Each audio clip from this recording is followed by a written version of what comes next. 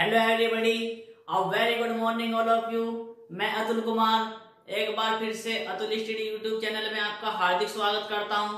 कैसे हो आप सब, जल्दी से बताइए गाइज, कैसे हो आप सब। आई होप अच्छे होंगे, अच्छे से मेहनत कर रहे होंगे, इंजीनियरिंग के कंसेप्ट को अच्छे से समझ रहे होंगे। और देखो गाइज, मेहनत करते रहना चाहिए, ठीक है, कोशिश करते रहना चाहिए, क्योंकि कोशिश करने वालों की कभी हार नहीं होती। ठीक है गाइज, जल्दी से बताइए कैसे हो आप सब। फिर आज हम नया टॉपिक स्टार्ट करेंगे जिसका नाम है आरसीसी। देखो स्टूडेंट्स, कुछ स्टूडेंट्स के मेरे पास कमेंट्स आ रहे थे, ठीक है, वे बोल रहे थे कि सर हमें आरसीसी में कुछ प्रॉब्लम्स आता है, हमारे बैकलॉसिस हैं आरसीसी में, ठीक है। तो आप लोगों के कहने पर ही मैं ये वीडियो लेकर के आया हूं, ठीक है। तो मैं आपसे रिक्वेस्ट करता हूं गाइज कि इस वीडियो को ज्यादा से ज्यादा शेयर कीजिए, लाइक कीजिए, कमेंट्स कीजिए और चैनल को सब्सक्राइब करना ना भूले, ठीक है गाइज। और सब्सक्राइब करना ना भूले, जिससे मेरे नए नए वीडियो के अपडेट्स आपके पास सबसे पहले पहुंचे, ठीक है डियर स्टूडेंट्स। तो हम आज स्टार्ट करते हैं आरसीसी, ठीक है। देखो गाइज, आरसीसी पढ़ने से पहले मैं तुम्हें बताता हूं कि आरसीसी होता क्या है, ठीक है। आरसीसी को हम पढ़ते क्यों है, ठीक है। आरसीसी में जनरली हम यूज करते हैं कंक्रीट, ठीक है, कंक्रीट। देखो गाइस, कंक्रीट क्या होता है, कंक्रीट होता है cement plus aggregate plus water, इन तीनों का मिक्सर होता है, ठीक है। कंक्रीट में क्या क्या होगा, सीमेंट होगा आपका, एग्रीगेट होगा और वाटर होगा, ठीक है। और देखो गाइस, एग्रीगेट भी दो तरीके के होते हैं, एग्रीगेट दो तरीके का होता है, एक तो फाइन एग्रीगेट और कोर्स एग्रीगेट, ठीक है गाइस। फाइन एग्रीगेट और कोर्स एग्रीगेट, फाइन को बोलते हैं बदरपुर और एग्रीगेट को, कोर्स को बोलते हैं रोडी। बदरपुर नाम सुना होगा तुमने और रोडी नाम सुना होगा,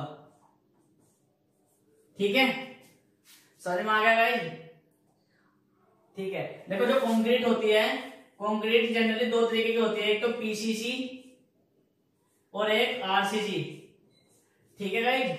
हाँ, आप लोग क्या करिएगा, आप लोग जस्ट नोट्स बनाते हुए चलिएगा, जैसे जैसे मैं आपको समझा रहा हूँ, लिखवा रहा हूँ, सेम ऐसे ऐसे लिखते हुए चलिएगा। एक टाइम ऐसा आएगा कि आपके बहुत अच्छे से नोट्स बन जाएंगे, आपको सिर्फ नोट्स पढ़ने हैं, फिर कुछ नहीं पढ़ना होगा, ठीक है। किसी का कोई वीडियो नहीं देखना है, किसी का कुछ नहीं देखना है, ठीक है। आपको सिर्फ नोट्स उठाने हैं और पढ़ने हैं, ठीक है। तो डियर स्टूडेंट्स, मैं आपसे रिक्वेस्ट करता हूँ कि आप नोट्स अच्छे से बना के चलिएगा, जैसे जैसे मैं आपको लिखवा रहा हूँ सेम ऐसे ऐसे आप लिखते हुए चलिएगा, ठीक है गाइज। हाँ, बात आती है पीसीसी की। पीसीसी क्या होता है, पीसीसी होता है plane cement concrete, plane cement concrete, ठीक है गाइज। आरसीसी क्या होता है, आरसीसी होता है रीइंफोर्समेंट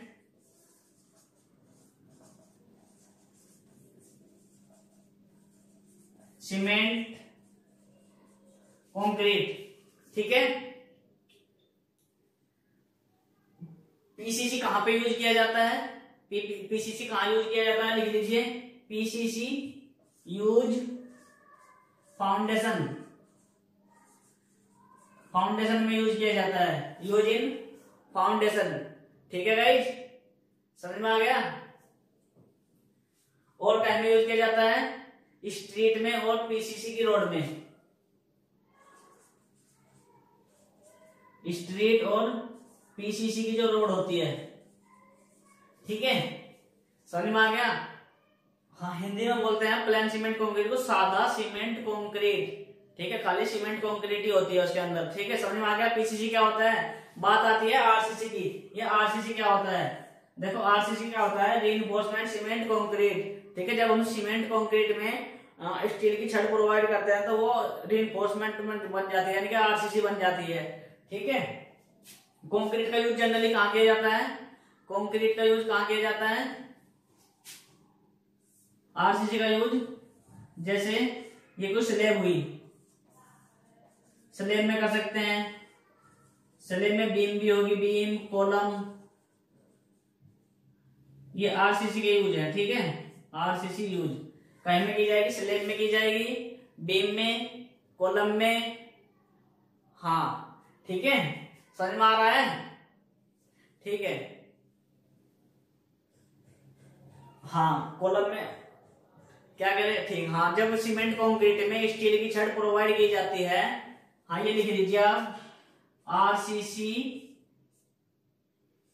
कंक्रीट प्लस स्टील। जब कंक्रीट में स्टील की छड़ प्रोवाइड की जाती है, यानी कि स्टील उसमें डाल दी जाती है कंक्रीट में, तो आरसीसी बन जाता है। ठीक है, यहां तक का समझ में आया? इसके बाद चलते हैं, गाइज यूजेज ऑफ आरसीसी।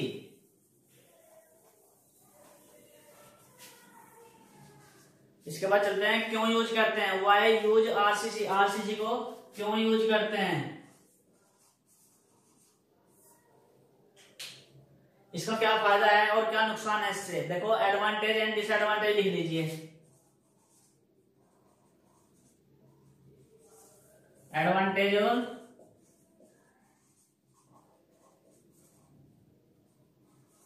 ठीक है, एडवांटेज और डिसएडवांटेज। तो एडवांटेज क्या होती है, देखो आरसीसी क्या होती है, एक तो जो इसकी स्ट्रेंथ होती है बहुत हाई होती है। ठीक है, स्ट्रेंथ हाई होती है और ड्यूरेबल होती है।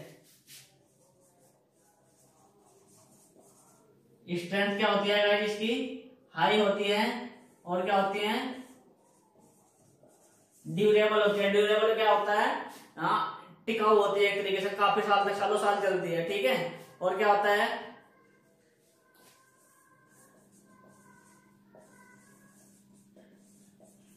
Fire resistance. फायर रेजिस्टेंस होता है, इसमें कोई आग वगैरह नहीं लग सकती आरसीसी में। ठीक है, फोर्थ होता है लीक प्रूफ।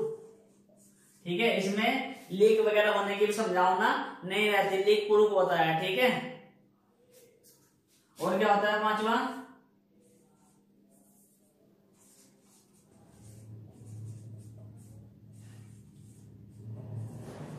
सेस्मिक रेजिस्टेंस, भूकंप प्रतिरोधी भी होती है। ठीक है, भूकंप के झटके जो होते हैं उनको भी वो सहन कर सकती है आरसीसी। ठीक है, तो ये क्या आते हैं आपके एडवांटेज थे दोस्तों। ठीक है, आगे चलते हैं हम इसके डिसएडवांटेज। डिसएडवांटेज क्या हो सकते हैं आरसीसी के, क्या हो सकता है, देखिए सबसे पहला होता है हैवी स्ट्रक्चर।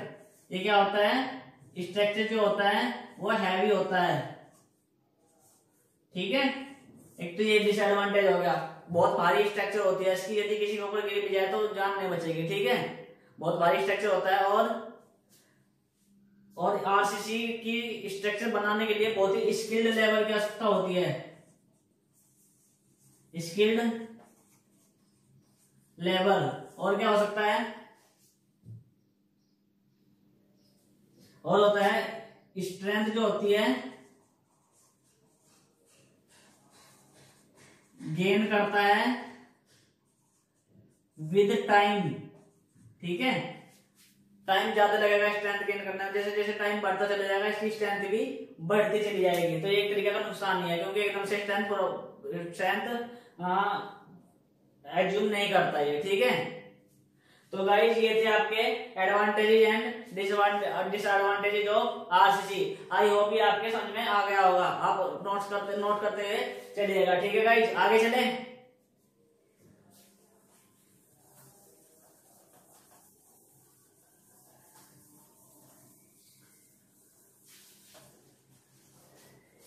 देखो गाइस क्या होता है, एक होता है कंक्रीट और एक होता है स्टील। कंक्रीट और एक होता है स्टील। ये कोई बीम है, बीम में मैंने यहाँ पे स्टील प्रोवाइड किया हुआ है। ठीक है, यहां तक समझ में आ गया। जब मैं इसके ऊपर लोड लगाता हूं, जब ये स्ट्रक्चर इसके ऊपर लोड आएगा ऐसे ऐसे, तो क्या होगा, इसकी शेप कुछ ऐसे हो जाएगी।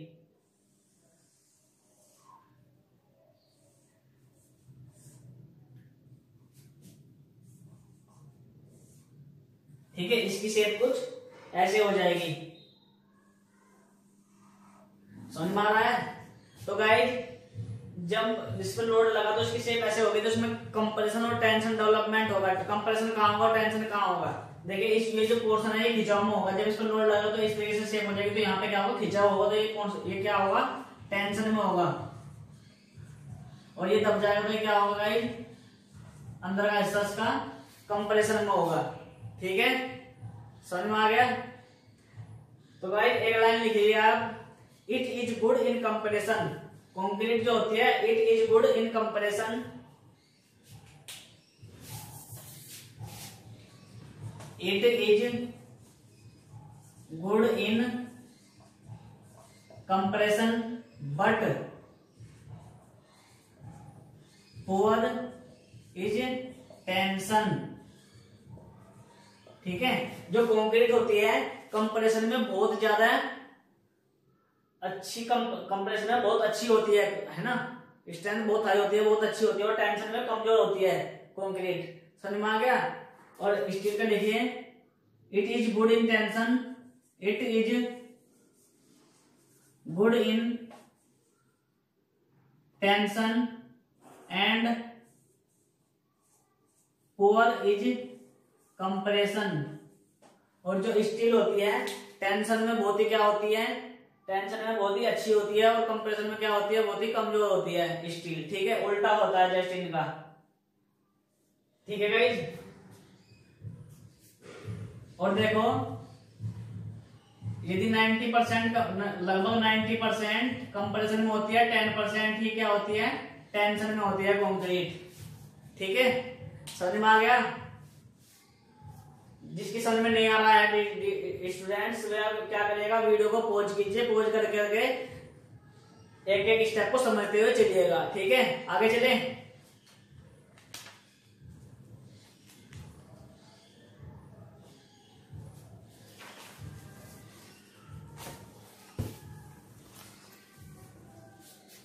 आगे चले।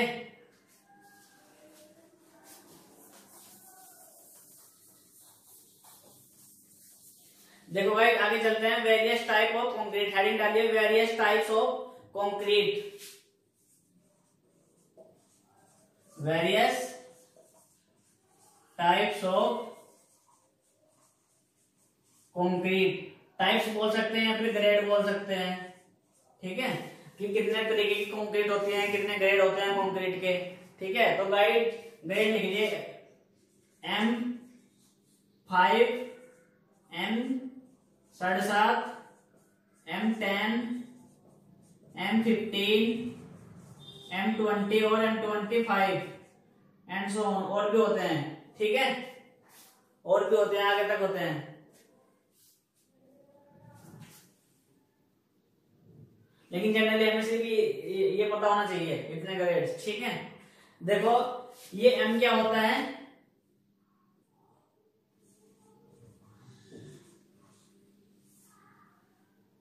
M क्या होता है, बता सकता है M क्या होता है? देखो गाइस M होता है आपका मिक्सिंग। इसमें M क्या होता है, मिक्सिंग। ठीक है, M फॉर मिक्सिंग होता है। और ये जो नंबर लिखा होता है ये क्या इंडिकेट करता है, ये नंबर क्या होता है, ये नंबर इंडिकेट करता है कैरेक्टरिस्टिक्स स्ट्रेंथ को। कैरेक्टरिस्टिक स्ट्रेंथ हिंदी में बोलते हैं अभिलाक्षणिक सामर्थ्य। हाँ लिख लो, कैरेक्टरिस्टिक स्ट्रेंथ।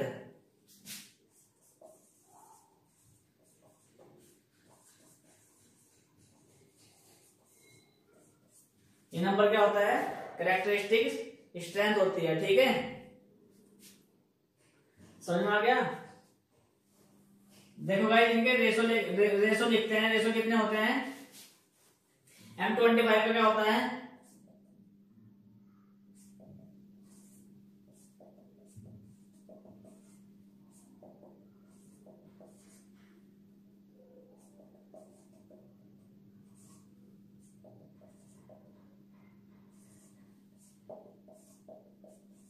ये होते हैं। ये आप नोट कर लीजिए, आपको ये क्या करना है, ये याद करना है। ये बहुत ज्यादा इंपॉर्टेंट होते हैं, अक्सर एग्जाम में पूछे जाते हैं। ठीक है स्टूडेंट्स, ये आप नोट करते हुए चलिएगा। हाँ M होता है, M फॉर मिक्सिंग होता है, ठीक है, M फॉर मिक्सिंग। देखो मिक्सिंग क्या होती है, मिक्सिंग जनरली दो तरीके से की जाती है, मिक्सिंग जनरली दो तरीके से की जाती है। नंबर एक नॉमिनल मिक्सिंग और नंबर दो डिजाइन मिक्सिंग। नॉमिनल मिक्सिंग और डिजाइन मिक्सिंग, ठीक है, नॉमिनल मिक्सिंग और डिजाइन मिक्सिंग, ठीक है। नॉमिनल मिक्सिंग क्या होती है, नॉमिनल मिक्सिंग वो मिक्सिंग होती है जिसमें जो कंक्रीट का रेशो होता है प्री डिटरमाइन होता है, पहले से ही क्या होता है वो फिक्स होता है। इसमें लिख लीजिए प्री डिटरमाइन, ठीक है। और डिजाइन मिक्सिंग क्या होती है, डिजाइन मिक्सिंग क्या होती है जिसमें कंक्रीट का ग्रेड क्या होता है, can be modify, can be modify, जिसमें मॉडिफाई करना होता है। जैसे कि ये कंक्रीट के रेशो है, यदि मैं कंक्रीट में यही रेशो यूज करता हूं तो नॉमिनल मिक्सिंग के अंतर्गत आते हैं। यदि मैं यही ग्रेड कंक्रीट यूज करता हूं तो ये क्या होंगे सब, नॉमिनल मिक्सिंग कहलाएंगे, ठीक है। और यदि मैं इसमें चेंजिंग करता हूं, जैसे 1:4:10 या फिर 1:6:10, ये नहीं है ना इसमें, ठीक है। यदि मैं अपनी तरफ से ग्रेड चेंजिंग करता हूं तो क्या कहलाते हैं, फिर मॉडिफाई हो जाते हैं ये, यानी कि डिजाइन मिक्सिंग कहलाएंगे। फिर समझ में आ गया, मिक्सिंग दो तरीके की होती है, नॉमिनल मिक्सिंग और डिजाइन मिक्सिंग। नॉमिनल मिक्सिंग समझ में आ गया और डिजाइन मिक्सिंग भी समझ में आ गया, ठीक है। आगे चले, देखो क्या होता है, ये क्या होता है, ये जो नंबर होता है फर्स्ट का, इसको ये इंडिकेट करता है सीमेंट को, और ये सैंड को, और ये एग्रीगेट को,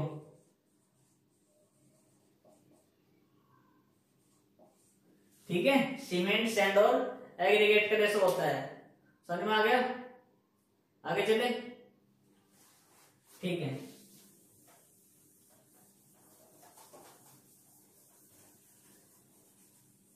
देखो गाइस, एक चीज नोट कर चलिएगा आप, नोट हेडिंग डाल लीजिए, नोट बहुत इंपॉर्टेंट लिखवाने वाला हूं टॉपिक, इसको आप नोट करते हुए चलिएगा।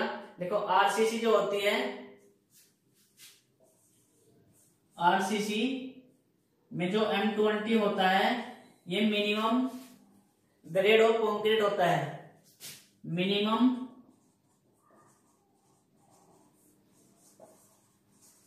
Grade of concrete. ये एग्जाम में पूछा जाता है कि मिनिमम ग्रेड ऑफ कंक्रीट कौन सा होता है, तो बच्चों को कंफ्यूज होता है कि M25 होता है या फिर M20 होता है, M15 होता है, कंफ्यूज हो जाते हैं, ठीक है। तो आप याद कर लीजिए मिनिमम ग्रेड ऑफ कंक्रीट कौन सा होता है, M20 होता है, ठीक है। Minimum grade of concrete eight which 95% CCS पास, ठीक है। देखो क्या होता है, जैसे कि मैंने बताया था M20 ले लीजिए आप, ठीक है। M20 M फॉर मिक्सिंग होता है, 20 क्या होता है, कंक्रीट की कैरेक्टरिस्टिक स्ट्रेंथ होती है, ठीक है। कैरेक्टरिस्टिक स्ट्रेंथ निकालते कैसे हैं, यूटीएम मशीन से निकालते हैं। देखो यदि मैं कहूं मेरे पास 100 क्यूब है, 100 क्यूब है, ठीक है, तो 100 क्यूब मैंने तैयार कर लिए हैं कंक्रीट के, और कंक्रीट के 100 क्यूब तैयार करने के बाद 5% कंक्रीट ऐसे हैं जिनकी कैरेक्टरिस्टिक स्ट्रेंथ चेंज है, और 95 क्यूब मेरे पास ऐसे हैं जिनकी कैरेक्टरिस्टिक स्ट्रेंथ सेम आ रही है, ठीक है। सिर्फ 5 ही ऐसे जिनकी अलग आ रही है, ठीक है। तो क्या होगा, तो जो 95 की जो स्ट्रेंथ है सबकी सेम है, उसे क्या बोलते हैं हम, कैरेक्टरिस्टिक स्ट्रेंथ, यानी कि 95% कंक्रीट की कैरेक्टरिस्टिक स्ट्रेंथ, कंक्रीट की कैरेक्टरिस्टिक स्ट्रेंथ क्या होनी चाहिए, वो सेम होनी चाहिए। तो क्या होगा, उसको क्या बोलते हैं हम, कैरेक्टरिस्टिक स्ट्रेंथ बोलते हैं, ठीक है गाइस, समझ में आ गया। आगे चले, देखो क्या होता है, एक तो होता है आपका M5 M10 और M15, ठीक है। और आगे लिखिए M20 और M25। हाँ अभी लिखवाए थे मैंने, ये फिर से लिखिएगा M30 और M35, ठीक है। ये क्या होते हैं, ये क्या होते हैं, M5, M10 और M15, ये जो कंक्रीट के ग्रेड होते हैं ये नॉर्मल स्ट्रेंथ होते हैं, नॉर्मल स्ट्रेंथ देते हैं, नॉर्मल या फिर लीस्ट स्ट्रेंथ प्रोवाइड कराते हैं ये, ठीक है। और ये जो होते हैं ये हाई स्ट्रेंथ प्रोवाइड कराते हैं।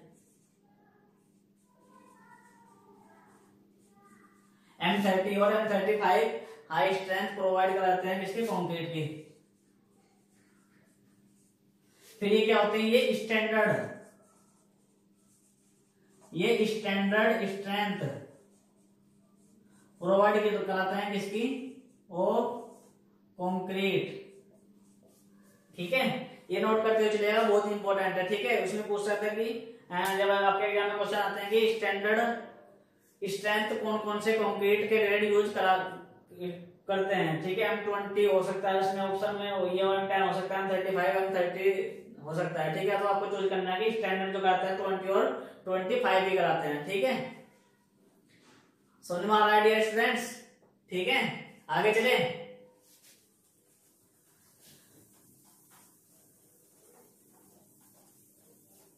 देखिए आरसीसी एक इतना अच्छा सब्जेक्ट है, यदि आपके एक बार पकड़ में आ गया ना तो आपको बहुत अच्छा लगने लगेगा, ठीक है।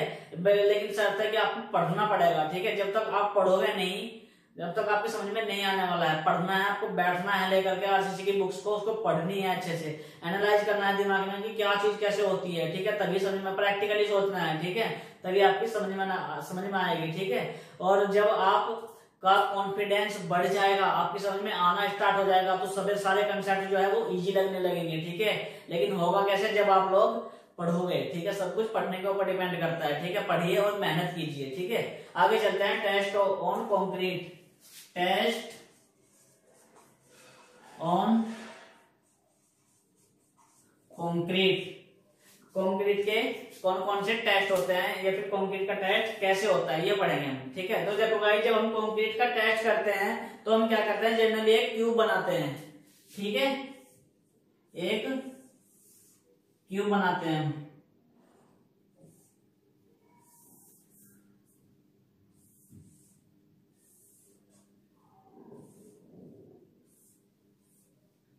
इस तरीके से मैंने एक क्यूब बना लिया कंक्रीट का, ठीक है। इसकी डायमेंशन कितनी होती है, 150 mm। सारी की सारी जितनी कोर होती हैं इसकी, सबकी क्या होती है डायमेंशन, 150 mm की होती है, ठीक है। 150 mm का हम एक क्यूब बना लेते हैं। यहां तक समझ में आ गया सभी के, कोई दिक्कत? देखो स्टूडेंट्स, ये जो क्यूब बनाया है, ठीक है, हम जनरली 6 क्यूब प्रिपेयर कर लेते हैं। मैंने 6 क्यूब प्रिपेयर करे हैं, आप कितने भी कर सकते हो, ठीक है। मैं तो 6 से ही इसकी स्ट्रेंथ बता सकता हूँ, ठीक है। 6 क्यूब प्रिपेयर कर लीजिए हैं, किए हैं, ठीक है। इनका जो टेम्परेचर होता है कितना होता है, 27 degree Celsius plus minus 2 degree Celsius, यानी कि 25 से 29 तक जा सकता है इसका टेम्परेचर, ठीक है। और जो ये 6 क्यूब है, ये जो 6 क्यूब है 24 आर के लिए, 24 आर के लिए क्या करते हैं, इनको ड्राई करते हैं, ठीक है। और उसके बाद इनकी क्यूरिंग करते हैं, उसके बाद क्यूरिंग करते हैं 7 डेज तक, ठीक है। और जब ये प्रोसेस पूरा हो जाएगा तो क्या करोगे आप, फिर इसको यूटीएम मशीन में लगाते हो। आगे लिखिए, 3 cubes 7 days, 3 cubes 7 days test तो जो इसकी स्ट्रेंथ होती है वो 20%, सॉरी 70% स्ट्रेंथ होती है, 70% स्ट्रेंथ होती है। ठीक है, 3 क्यूब की बात करूं, 7 दिन का जो टेस्ट किया है उसकी स्ट्रेंथ कितनी मिलेगी, 70%। और यदि मैं 3 क्यूब की ही बात करता हूं, लेकिन 28 दिन की बात करूं, 28 दिन तक मैंने उसकी क्यूरिंग की है, 28 दिन बाद उसकी स्ट्रेंथ कितनी हो जाएगी, 99% स्ट्रेंथ। ठीक है, और ये दोनों प्रोसेस हम कहीं में करते हैं, यूटीएम मशीन में करते हैं, ये वाला भी और ये वाला भी, दोनों प्रोसेस यूटीएम। यूटीएम एक मशीन होती है, सीटीएम नहीं, यूटीएम मशीन होती है। ठीक है, यूनिवर्सल टेस्टिंग मशीन। ठीक है, इस क्यूब को क्या करते हैं, उसमें मशीन में रखते हैं। ठीक है, मशीन में रखने के बाद फिर हम मशीन का स्विच, मतलब मशीन को चालू कर देते हैं। चालू करने के बाद उस पर लोड अप्लाई करते हैं। लोड अप्लाई करने के बाद जब उसमें करेक्ट डेवलपमेंट होने स्टार्ट हो जाते हैं तो वो स्ट्रेंथ क्या हो जाती है, आपकी कंसिडर के ले जाती है। ठीक है, देखो क्या होता है,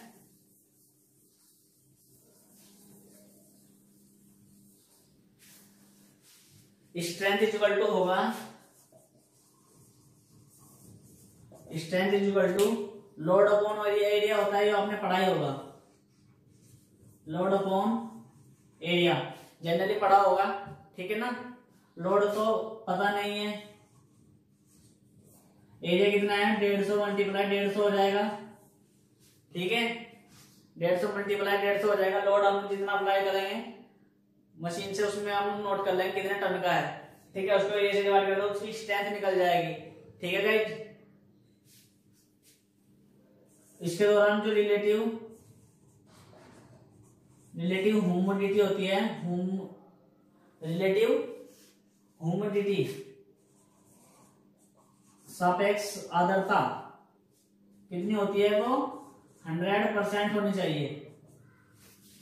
100%। आर्द्रता क्या होती है, देखो ह्यूमिडिटी क्या होती है, जो कंक्रीट का क्यूब होता है उसको प्रॉपर क्योरिंग करते रहना चाहिए। यदि हम क्योरिंग नहीं करेंगे तो जो सीमेंट होता है, सीमेंट जब सूखना स्टार्ट हो जाता है तो वो पानी एब्जॉर्ब करने लगता है। ठीक है, पानी निकलना शुरू हो जाता है, और पानी जो सीमेंट ने पानी स्टार्टिंग में लिया हुआ था उससे वो उसकी स्ट्रेंथ को कम करना शुरू करता है। जब पानी उड़ना स्टार्ट हो जाएगा, इवेपोरेशन हो जाएगा पानी का। ठीक है, तो उसका कंक्रीट का जो स्ट्रेंथ है पानी के द्वारा वो खत्म ना हो, वो पानी खत्म ना हो, इसलिए उसकी क्योरिंग की जाती है प्रॉपर। ठीक है, ताकि इसकी स्ट्रेंथ बनी रहे, और 28 दिन पर ये पूरी की पूरी 100% दे देता है। ठीक है, तो इसको बोलते हैं रिलेटिव ह्यूमिडिटी, यानी कि इसका जो तराई की है वो पूरी 100% होनी चाहिए, कमी नहीं करनी चाहिए क्योरिंग करने में। ठीक है, नहीं तो स्ट्रेंथ हमारी क्या हो जाएगी, स्ट्रक्चर हमारा कमजोर हो जाएगा और स्ट्रेंथ हमारी घट जाएगी। ठीक है, आगे चले, समझ में आ रहा है ना स्टूडेंट्स? आगे चलते हैं।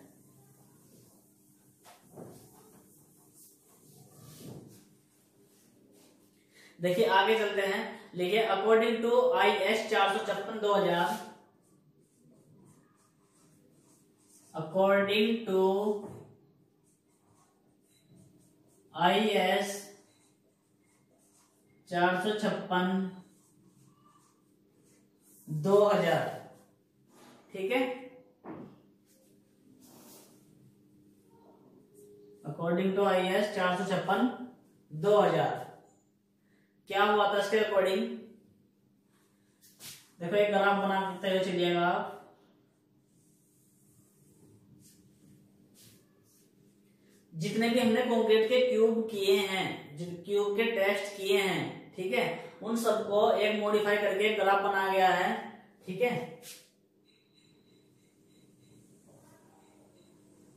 On the basis of strength, उसकी स्ट्रेंथ के आधार पर। ठीक है, इसको बोलते हैं हम कर्व को नॉमिनल डिस्ट्रीब्यूशन कर्व।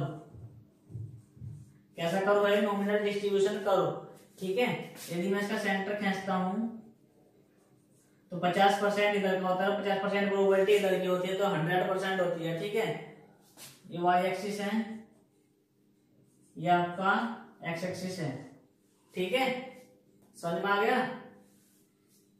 देखो क्या होते हैं आपके, मैंने बताया था कैरेक्टरिस्टिक स्ट्रेंथ क्या होती है, 5% ही क्यों क्या होते हैं, फेल होते हैं। 5% मैंने जो किया कि यहां तक क्या है आपका 5% है, ये 5% है, तो इधर का कितना होगा, ये 95% होगा, 95%, और 5% इधर का, तो पूरा का क्या हो गया, ये 100% हो गया, ठीक है।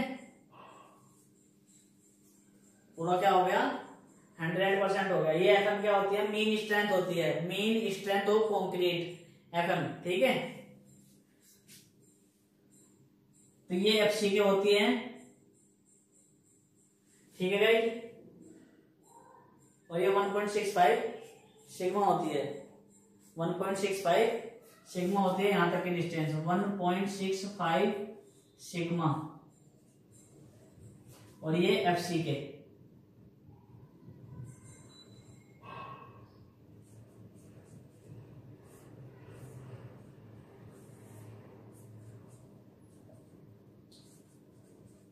ठीक है। तो एक फॉर्मूला डिराइव होता है यहां से, F M is equal to ये बहुत बहुत बहुत ज्यादा इंपॉर्टेंट है, ठीक है गाइस। आप इसको नोट कर लीजिए, अपने दिमाग में बैठा लीजिएगा, ठीक है। ये आरसीसी का बहुत नॉमिनल डिस्ट्रीब्यूशन का एक बहुत इंपॉर्टेंट फॉर्मूला, इसके ऊपर अक्सर एग्जाम में सवाल पूछा ही जाता है। F M is equal to 1.65 sigma plus F C के प्लस 1.65 सिग्मा, ये है फॉर्मूला, ठीक है। यहाँ पे एफ एम क्या है, एफ एम है मीन स्ट्रेंथ, एफ सी के क्या है, कैरेक्टरिस्टिक स्ट्रेंथ, मीन स्ट्रेंथ, और ये कैरेक्टरिस्टिक स्ट्रेंथ, और सिग्मा क्या है आपका, सिग्मा क्या है, स्टैंडर्ड डेविएशन, स्टैंडर्ड डेविएशन,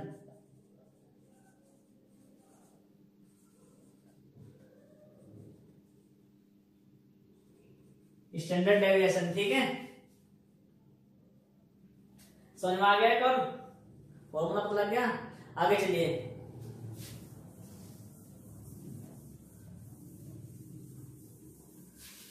देखो अगर मैं बात करूं M10 की, M10 और M15 की, M10 और M15 की, M10 और M15 की, तो इसके लिए सिग्मा की वैल्यू होती है, इसके लिए सिग्मा की वैल्यू होती है 3.3, ये याद कर लीजिए 3.3 होती है, ठीक है। और मैं बात करूं M20 और M25 की, इसके लिए सिग्मा की वैल्यू होती है 4, ठीक है। और यदि मैं बात करता हूं M30 की,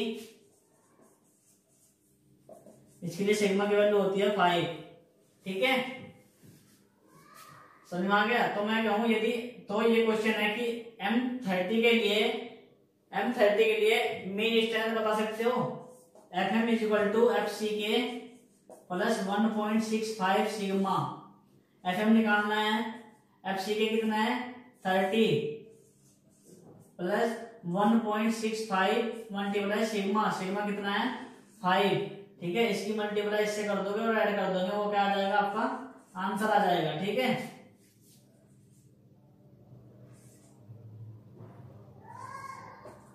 thirty eight point two five क्या आ गया आपका, ये आंसर हो जाएगा, ठीक है। ये एफएम निकल गया आपका मीन स्ट्रेंथ। तो इस तरीके के क्वेश्चन पूछ लेता है जनरली, 1 नंबर में 2 नंबर में आ सकता है, ठीक है। यहां तक समझ में आ गया, कोई दिक्कत, ठीक है स्टूडेंट्स। तो डियर स्टूडेंट्स, आई होप, मैं तुमसे आशा करता हूं कि आपको ये आरसीसी का आज इंट्रोडक्शन का जो टॉपिक था, ठीक है, ये आप लोगों की समझ में आ गया होगा, ठीक है। जिसकी समझ में नहीं आया है वो वीडियो को पॉज कीजिएगा, पॉज करके धीरे धीरे समझिएगा, ठीक है। और वीडियो को जरा सा भी स्किप ना कीजिए, ठीक है। यदि आप वीडियो को स्किप करते हैं तो आपके कुछ समझ में आने वाला नहीं है। देखो, जिसको पढ़ना है वो पढ़ेगा, जिसको नहीं पढ़ना है, आप कितना भी समझा वो नहीं पढ़ेगा, ठीक है। आपको फ्री टाइम में वीडियो देखना है, ठीक है। और अपने नोट्स बना करके चलना है, ठीक है। नोट करते हुए चलिएगा। आप जस्ट वीडियो को देखोगे तो आपको समझ में नहीं आएगा, यदि आप नहीं लिखोगे तो। आपको वीडियो को देखना है, बकायदा लिखना है, ठीक है।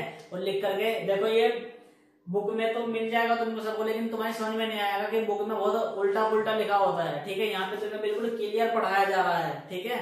तो डियर स्टूडेंट्स, मैं तुमसे बार बार ये रिक्वेस्ट कर रहा हूँ कि आप लोग अच्छे से पढ़िए, नोट्स बनाते हुए चलिएगा। यदि आपको कोई प्रॉब्लम्स आती हैं तो आप मुझे डायरेक्ट कॉन्टेक्ट भी कर सकते हैं, और व्हाट्सएप और फेसबुक से लिंक भी कर सकते हैं, ठीक है। मैंने अपना लिंक डिस्क्रिप्शन में दे दिया है, ठीक है। तो डियर स्टूडेंट्स, कमेंट्स करना ना भूले, ठीक है। और जो मेरी वीडियोज हैं इसको ज्यादा से ज्यादा लाइक कीजिए, शेयर कीजिए और चैनल को सब्सक्राइब भी कर लीजिए, जिससे मेरी वीडियो के नए नए अपडेट्स आपके पास सबसे पहले पहुंचे, ठीक है गाइज।